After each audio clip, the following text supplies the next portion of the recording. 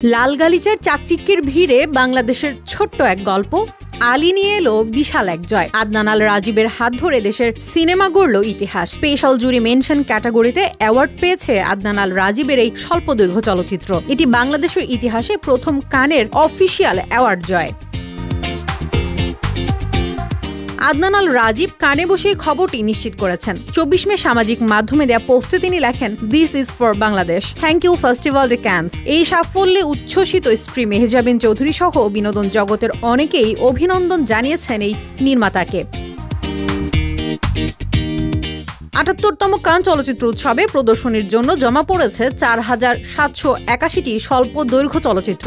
এর মধ্য থেকে প্রতিযোগিতার জন্য নির্বাচিত হয় ১১টি ছবি। বাংলাদেশের আলী সেগুলোরই একটি। এর আগে ২০০২ সালে তারেক মাসুদের মাটির ময়না ও ২০২১ সালে রেহানা মরিয়ম নূর কানে প্রদর্শিত হয়েছিল। তবে এবারই প্রথম কোনো বাংলাদেশি চলচ্চিত্র অফিসিয়ালি পুরস্কৃত হলো। এ অর্জন দেশের চলচ্চিত্র জগতের জন্য এক ঐতিহাসিক মাইল ফলক।